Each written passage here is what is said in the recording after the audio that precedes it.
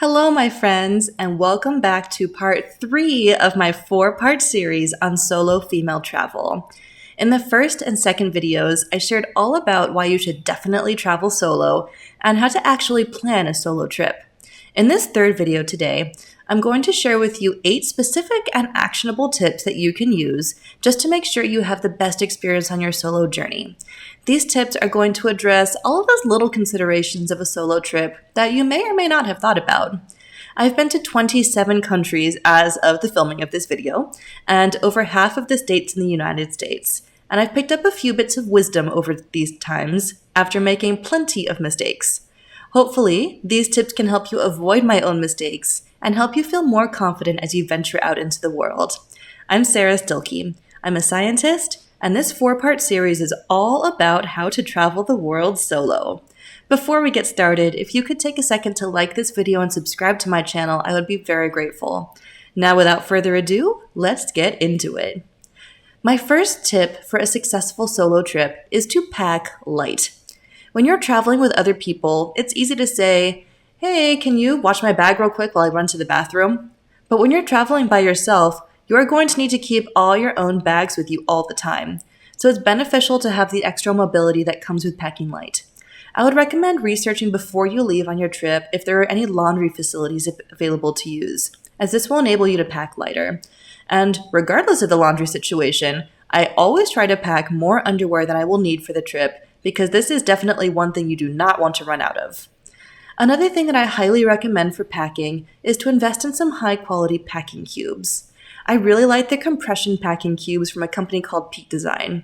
You can fill the cube with all of your clothes, and then it zips up to compress the air out of the cube, leaving more room in your luggage. I also always make sure to pack a few plastic, garbage, or grocery bags. These are really useful for a couple of reasons. They can come in handy to carry all of your dirty laundry in one place. They can be used to hold your shoes so that the rest of your clothes don't get dirty. And they're also great for holding wet swimsuits or dusty hiking outfits that you may want to separate from the rest of your luggage. The other thing that you'll want to do is research if there are different types of outlets in the countries that you'll be visiting, and buy a few adapters. You definitely don't want to arrive at a new destination only to find out that you can't charge your phone because the plugs are different. I actually made this mistake during my very first solo trip. I had purchased an adapter for my trip to take the MBA class in England, but I didn't realize that the other legs of my trip in Iceland and France would require different European plugs.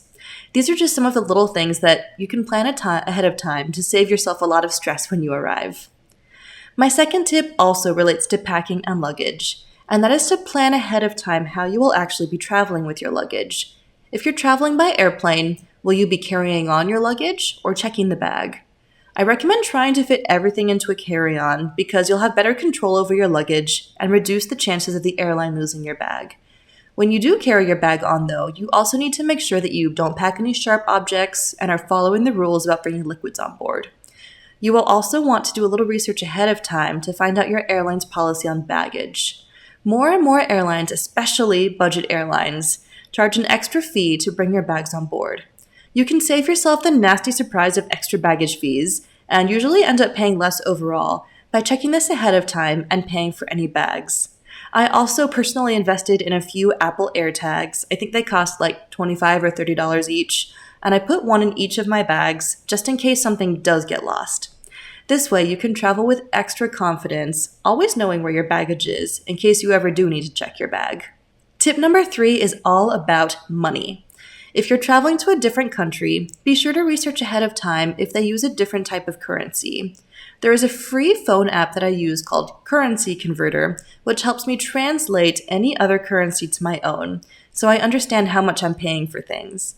I would also recommend looking into getting a credit card with no international fees to help you get the most bang for your buck while traveling abroad. The other thing to consider is carrying cash. This is probably a super unpopular opinion, but I always make sure to get at least a little bit of cash in the local currency as soon as I arrive in the new country. Yes, I know that ATM fees and currency exchange rates in airports are going to be the worst, but as a woman traveling alone, I personally feel much safer and more confident just having a little bit of cash on me in case I hop into a taxi or buy anything and they don't take credit cards. Once I do get to my final destination outside of the airport, then the ATMs will usually have better rates to withdraw a larger amount of money.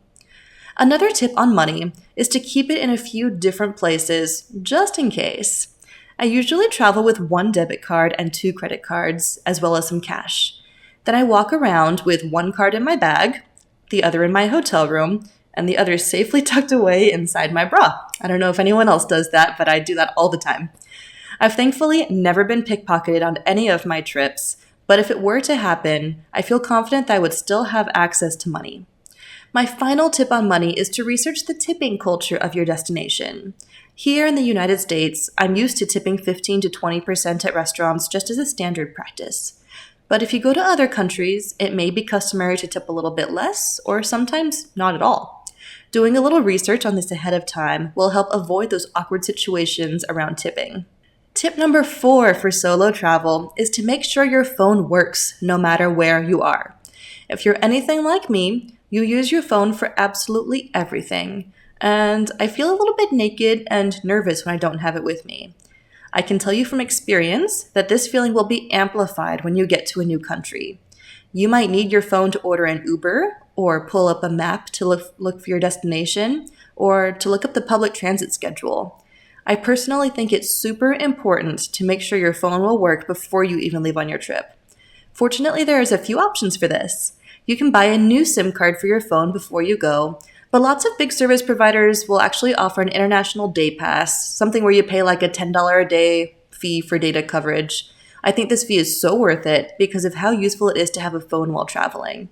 Don't forget to bring external batteries as well to make sure you are always fully charged, as well as adapters to make sure that you're able to recharge everything in whatever plugs may be available at your hotel. Tip number 5 is to research transportation options for your destination before you go. If you're going to a big European capital city, you're probably going to have tons of great options for the metro and buses. Even then, though, it's good to know ahead of time about where to buy tickets and about how much they're going to cost, and just have a general idea about the safety and schedules and routes that you might want to take. In other places like Costa Rica that are more car-centric, you may be better off renting a car to get where you need to go. One thing to keep in mind when renting a car in other countries is that a lot of countries use manual transmission cars as the default. So if you're anything like me and you don't know how to drive a manual car, it may be good to book an automatic rental car ahead of time so that you are actually able to drive away in your car when you pick it up. I also like to download important maps of areas before I go, just in case you end up somewhere with no reception and need to find your way. It is also a good idea to write down the address of where you are staying on a piece of paper. That way, if you need to hop in a taxi, you can just show them the address for where you need to go, thus avoiding any potential language barriers. Tip number 6 is to not just allow, but to plan time for rest. I've flown halfway across the world before, only to find myself too exhausted from the jet lag to do anything. I still struggle with this, but remember, you'll be able to more fully enjoy your experience when you're well rested. Plan for some extra time in those first few days in case you need to nap at odd times. And remember that tourism can be intense and strenuous. Don't feel like you need to stay out for 12 hours every day exploring your destination if you feel fulfilled and tired after just 6 hours. This is something that I actually still struggle with after all these years of traveling solo. One of the benefits of being by yourself is that you can listen to your body and explore as much or as little as you want while also balancing rest and self-care. Tip number 7 is maybe going to be another unpopular opinion, and that is to embrace the tourist traps if that's what you want to do. I've heard so many times that you should avoid spending time in tourist areas or tourist traps when traveling, and honestly, I kind of find that to be bad advice. Tourist areas are generally popular for a reason, because they're usually super awesome places to see. I have been to many tourist traps over the years, and at the overwhelming majority of them, I think, it's a little crowded, but this is awesome, and I'm really glad I went. I also don't think there's anything wrong with seeking out tourist trap restaurants with pictures of food on the menu. These can be low pressure, easy places to sample the local cuisine, and sometimes you might feel more comfortable choosing a place with a high rating on TripAdvisor where the waiters speak English. If you feel comfortable, you can absolutely venture out to the less explored areas. But if you're new at solo travel and are feeling a bit nervous, there's absolutely nothing wrong with hanging out in tourist areas. My 8th and final tip in this video is to have fun and be open to the new experiences that present themselves to you. Travel, especially solo travel, is one of the greatest joys in my life, in part because you never know what or who you're going to encounter. You can plan and take every precaution, but nothing can prepare you for having your breath taken away by a beautiful new city, language, and culture. Just use your common sense, keep an open mind, and remember that however you feel on your trip is okay. I have felt incredibly exhilarated while exploring a new place, but I've also felt lonely, bored, and exhausted. Try not to judge the feelings that come up, because whatever you experience and feel is perfectly okay. I find that journaling during my travels is a great opportunity for reflection and introspection, so if you're into that sort of thing, I would highly recommend it. I hope you've enjoyed these 8 tips for making the most of your solo trip and are feeling more confident about taking the leap. If you have any specific questions of solo travel or travel in general, I'm happy to answer them down below in the comments. If you enjoyed this video, please take a minute to subscribe to my channel. Thanks for watching, and I'll see you in the next video, which is going to be all about staying safe as a solo female traveler.